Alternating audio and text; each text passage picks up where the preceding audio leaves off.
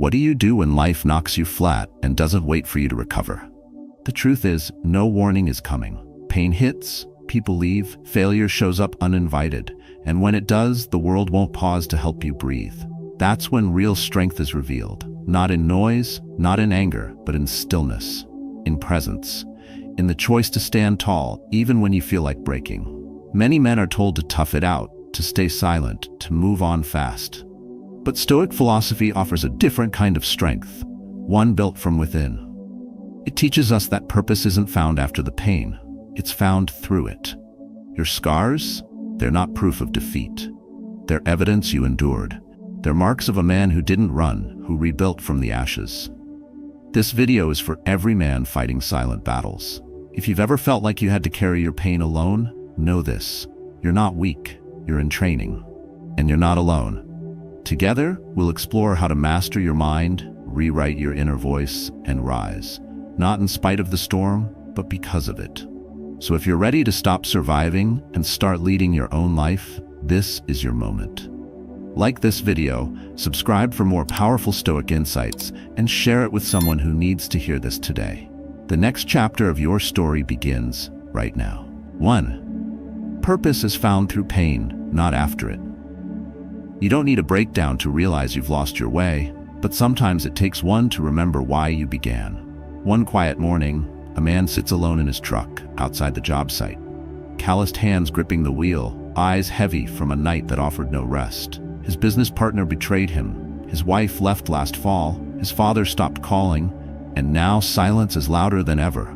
He doesn't cry, he doesn't yell, he just stares, wondering, what the hell am I doing all this for?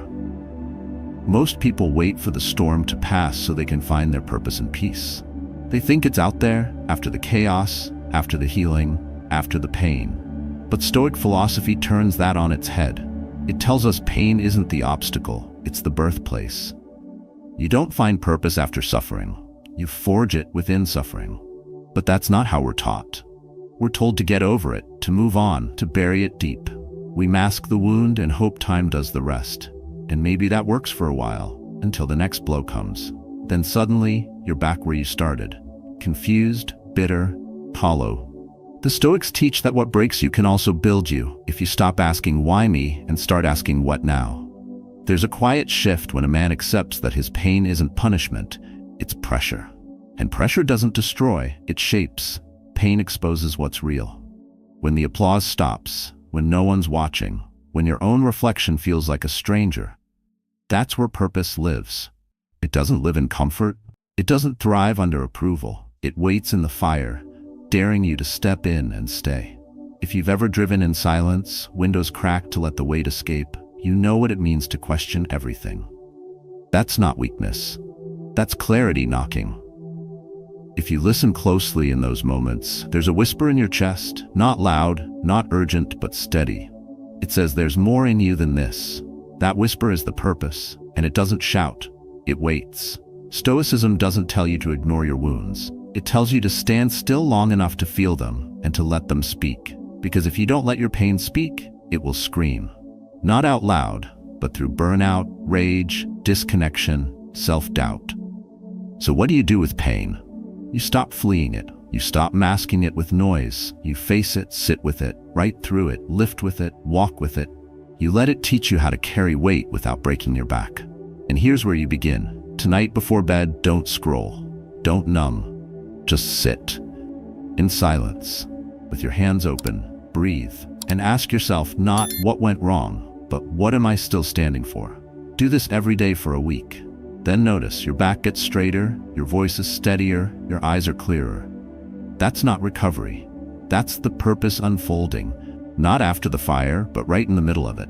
2. Your inner voice can either build or break you. You can lift weights every day and still be weak if the voice in your head is tearing you down. A man can bench 3 plates at the gym but still crumble under the pressure of his own thoughts. That's because strength isn't just physical, it's psychological. And the most dangerous weight you'll ever carry is your own self-talk. Most people don't realize how loud their inner voice is until it's already shaped their reality. It sounds like doubt, like shame, like every failure being played back on repeat. And over time, those thoughts don't just echo, they define. You're not good enough. You always mess it up. Why try again? These aren't facts. They're internal scripts. And the longer you run them, the deeper they carve into your belief system. But here's the twist. That voice, it's yours. You didn't choose what it first said, but you can choose what it keeps saying. Stoic philosophy reminds us you are not your thoughts. You are the one observing them. And that distance, that gap between hearing and believing, is where your power begins. Picture this. A man wakes up at 4:30 a.m., cold floor, empty house, bills on the counter. He looks in the mirror and instead of hearing, "Let's go," he hears, "What's the point?" That voice shapes the entire day. Not his paycheck, not his routine, not even the weight on his shoulders. Just that single thought, spoken quietly but believed completely.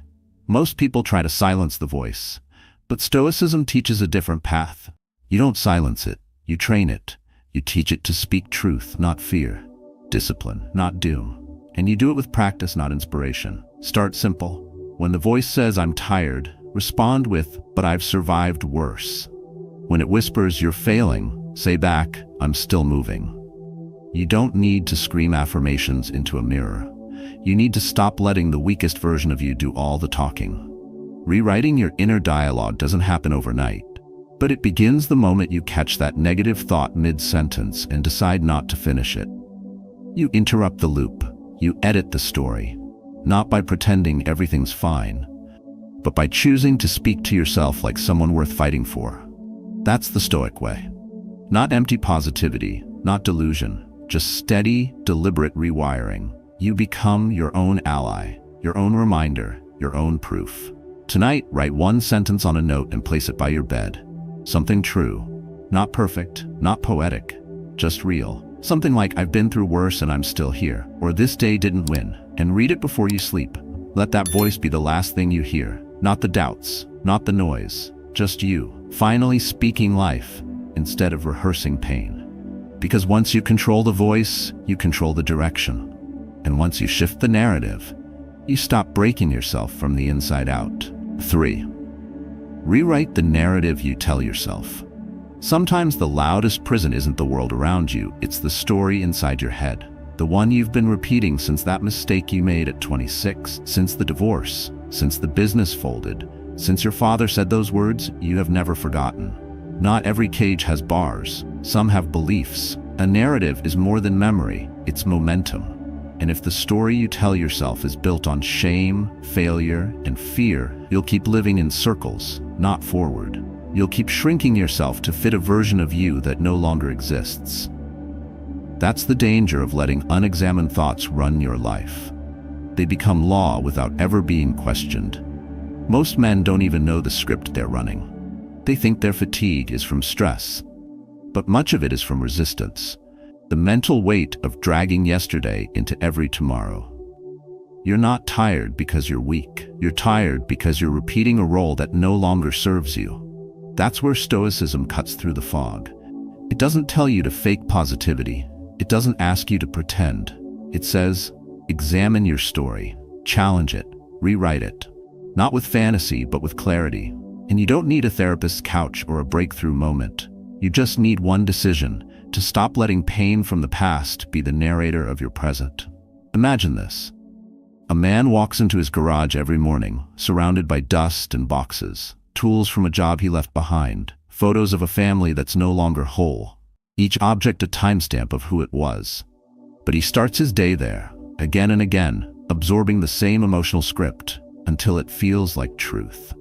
He hasn't failed. He's just forgotten that the garage is not the story. It's just a room. Now, what if instead of walking in and submitting to the memory, he paused and asked, who do I want to be today? That question breaks the loop. It bends the story. It allows space for reinvention. The Stoics believed we are not bound to the identity handed to us by circumstance. We are not victims of emotion or echo chambers of regret. We are authors, editors, architects of meaning. And meaning doesn't wait for a perfect day to arrive. It waits for a man who is willing to write differently, especially when the past tries to hijack the pen. So start here. Pick one thought you've repeated for years that holds you back. Maybe it's I always screw things up, or nothing ever works out for me.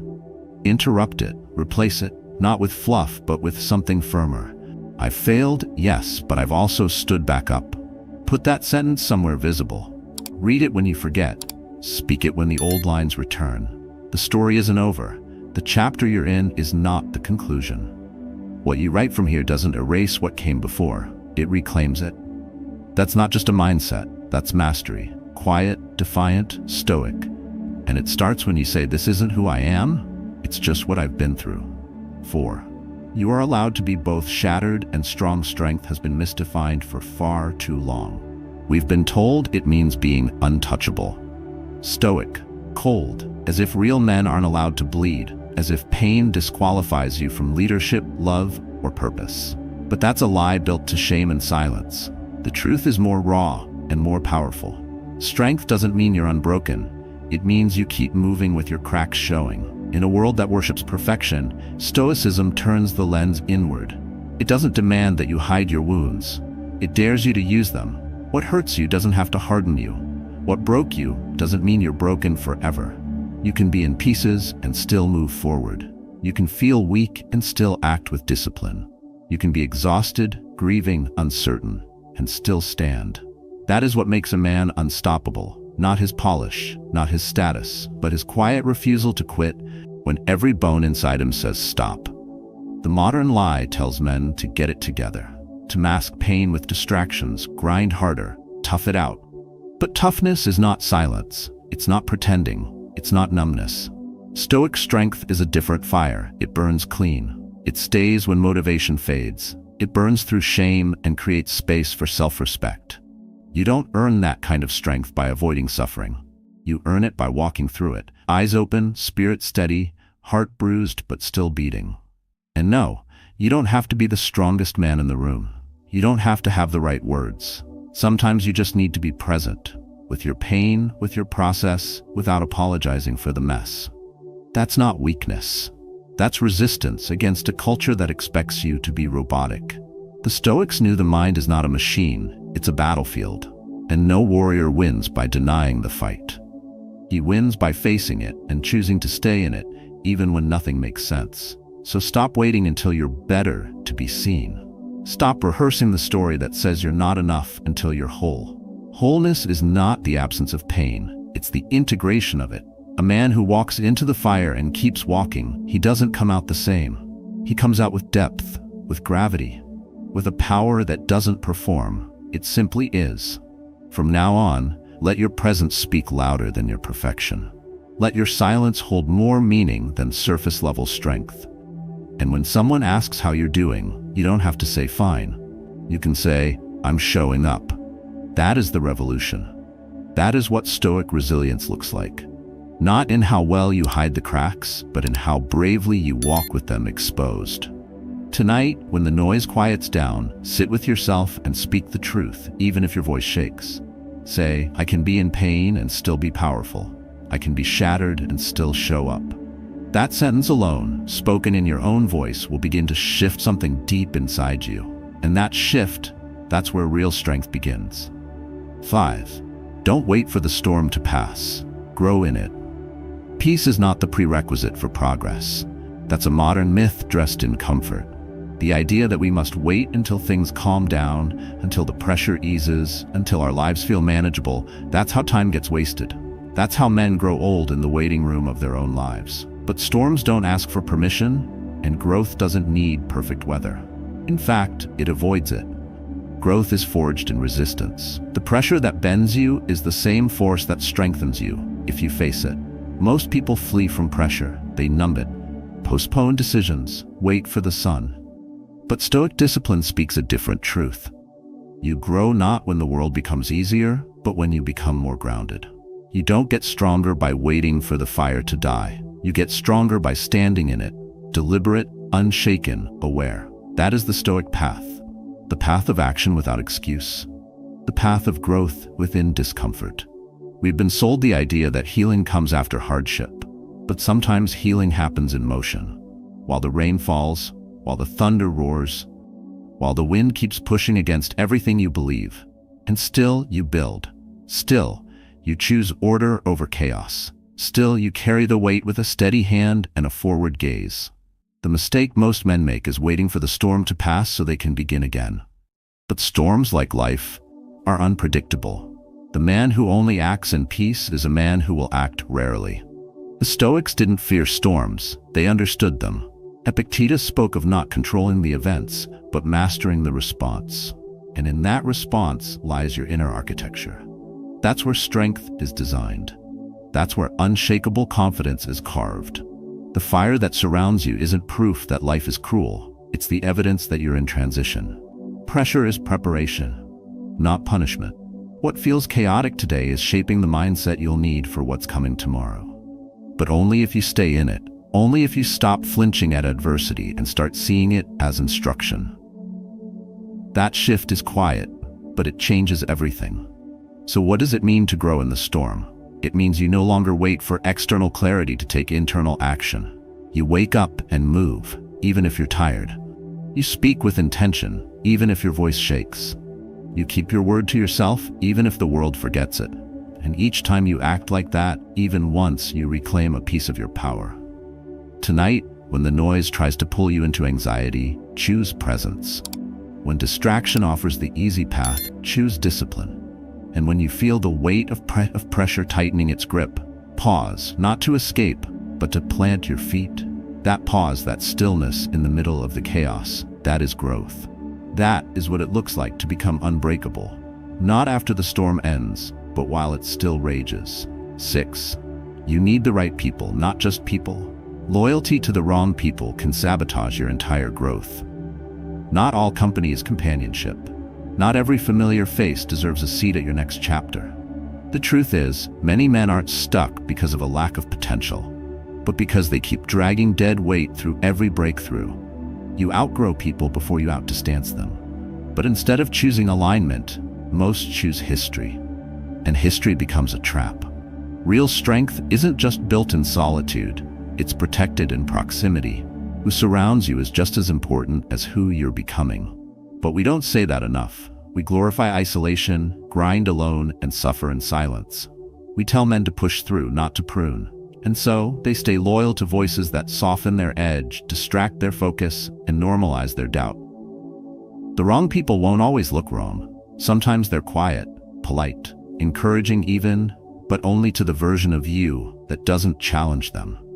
The Stoics understood the danger of misaligned influence. Marcus Aurelius warned of absorbing the habits of those around you. Influence isn't always visible, it's silent erosion. And while you're chasing strength, your circle might be feeding your excuses. True allies don't flatter your fears, they confront them. They don't coddle your stagnation, they challenge it with love and clarity. That kind of relationship doesn't come by default. It comes by design. You can't expect to rise if you keep tying your wings to people afraid of height. You can't seek clarity while swimming in confusion. You can't become unshakable while surrounded by those who benefit from your doubt. The painful truth is this: some people love the weaker version of you, not because they hate you, but because it makes them feel stronger. When you grow, it confronts their decision to stay the same, and not everyone's ready for that reflection. So the question isn't, do they love me? It's, do they lift me? Do they respect the direction I'm going, or are they only loyal to the version I've outgrown? Do they hold me accountable when I drift, or do they keep me comfortable when I shrink? Most men never ask. They just keep tolerating presence without purpose. But Stoic strength doesn't tolerate misalignment. It doesn't fear being misunderstood. It accepts that elevation demands evaluation, and sometimes elimination. What you allow around you will either fuel your discipline or feed your distractions. And you cannot rise by accident. Growth is intentional. So is the environment. You don't need more people. You need the right people. The kind who speak to your future, not just your past. Who sharpens your clarity when life gets blurry. Who reminds you who you are when you forget. That kind of loyalty, it's rare. But so is peace. So is self-respect. So is freedom. Tonight, don't text everyone back. Don't say yes out of guilt. Don't apologize for needing space. Sit with the quiet. Listen to what your intuition's been trying to tell you for months. And then act. Not harshly. Not cruelly. but clearly, because the man you're becoming can't afford to carry what the man you used to be would settle for. Let them go, not in anger, but in honor of what's next. 7. Don't let survival mode define you. You can live for years and not realize you've been stuck in survival. It feels like you're functioning, but you're not fully present. You're checking boxes, showing up, doing what needs to be done, but inside, something is shrinking. Survival mode teaches you to be alert, not alive. To expect the worst, not build for the best. It sharpens your reflexes, but dulls your dreams. At first it's a defense, eventually it becomes a cage. Many men wear their exhaustion like armor. They say they're just tired, just busy, just getting through the week. But beneath that language is a deeper truth they rarely speak aloud. They're afraid to hope again. Because hope requires exposure, risk, vulnerability. And when you've been cut before, your instinct is to close off everything, even possibility, even purpose. But Stoicism doesn't glorify numbness. It honors discipline, and there's a difference. Numbness is a reaction. Discipline is choice. Survival mode is the body's way of coping when it thinks nothing can be trusted. Stoic strength is choosing to rebuild trust with yourself, quietly, deliberately, even while your mind is telling you to stay small. The Stoic doesn't ignore the fire. He studies it, learns to walk through it without letting it consume his center.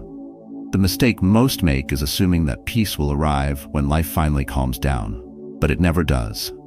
Life isn't designed to stay calm. It moves, it demands, it shifts. Waiting for stability before you re-engage is like waiting for silence before you speak your truth. It may never come. That's why Stoicism teaches you to return to self-governance, to own your reactions, to own your story. Not the one where you just made it, but the one where you woke up and said, enough. Enough waiting for someone to fix it.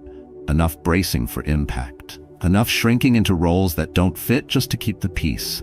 Because survival is not the goal, it's a phase. Necessary sometimes, but temporary. Staying there too long poisons everything. Your relationships become transactions. Your mind becomes a battlefield. And your soul? It becomes silent. You weren't born to just endure. You weren't made to just repeat. You were designed to grow. And growth doesn't begin when things are safe. It begins when you decide to stop using your pain as a reference point and start using your values. That shift changes your posture, your decisions, your presence. You become rooted in something deeper than circumstance. You begin to respond instead of react. So start small. Catch yourself the next time you say, I'm just trying to get through this. Pause, breathe, replace it with, I'm building something through this. One word can break the loop. One sentence can reset the trajectory. That's not fantasy, that's neuroplasticity, that's presence. That's Stoic leadership from the inside out. And it begins the moment you stop rehearsing collapse and start rehearsing clarity. Not because life got easier, but because you chose to rise anyway. 8. Your scars are sacred. Show them perfection is not your purpose. And pretending you've never bled won't make you stronger. We live in a world obsessed with polish, curated images, filtered emotions, flawless timelines. But nothing grows in that sterile frame. Nothing heals behind a mask. Scars are not stains on your worth. They are the signature of survival. They are the silent proof that you faced the fire and walked out with something more than applause. You walked out with truth. The common mistake is hiding the damage. Men are told that real strength is silence. Talking about the pain is weakness. That shows the wound makes you fragile. But Stoic thought doesn't ask you to deny the wound. It asks you to understand it, to confront what cut you without shame, to own what tried to destroy you, not because it defines you, but because it refined you. Shame comes from hiding, but power lives in the open. Power comes when you name the pain, not as a victim, but as a witness to what it turned you into. You don't need to hide your past to become your future. The Stoics didn't glorify suffering, but they refused to waste it. Every scar, every failure, every moment that made you question your value, it can become fuel. It can become the story. And when told without apology, it transforms you from a man who merely survives into a man who teaches survival by example. Too many carry their past like a burden, dragging it through the years, thinking it's a secret they must guard. But the burden only breaks you when you carry it alone. When you allow yourself to be seen, not despite your wounds, but with them, you unlock something more powerful than validation. You unlock resonance, connection, leadership, because people don't follow perfection, they follow presence. They follow someone who has walked through hell and still walks upright. That's the quiet kind of influence that Stoicism builds. If you're waiting for your scars to disappear before you speak, you may wait your whole life. What broke you was real, but what came out of it can be even more real if you stop polishing the pain and start speaking it with clarity, not with bitterness, not to bleed again, but to show that healing didn't erase the mark, it gave it meaning. You don't need to rehearse your story for the world, you just need to stop hiding from it. When the mind replays the moments that hurt, answer it with, "Yes, that happened, and I'm still here." When shame creeps in and tells you to shrink, respond with, "My scars are not a threat, they are my legacy." That internal shift rewrites everything, from how you walk into a room to how you speak to yourself in the dark. Tonight, whisper this to your own reflection. "I've been broken, but I'm not ashamed." Then say it again, not louder but deeper. That's the beginning of a new way to carry yourself, not as someone who has to heal before living, but as someone who lives with the strength that healing gave. Let the world see the mark. It means you didn't give up, and that is sacred. Strength isn't something you're born with, it's something you build, moment by moment, thought by thought, choice by choice. In this journey, you've seen that true resilience doesn't come from avoiding pain, it's forged within it. You've learned that your scars are not flaws, they are signs of growth. You've seen how rewriting your inner voice can shift your entire reality. And most importantly, you've been reminded that silence, presence, and emotional discipline are not signs of weakness. They are the foundation of Stoic power. Stoic philosophy doesn't ask you to become perfect, it asks you to become honest, to strip away what no longer serves you, to challenge the habits that keep you small, and to rise, not just once, but every single day, especially on the days that feel heavy, especially when your mind tells you to give up, because that's where the real work begins. That's where you stop reacting and start leading from within. So here's your invitation. Begin with one practice. Choose a sentence that grounds you and repeat it every morning. Speak to yourself with clarity, with strength, with calm.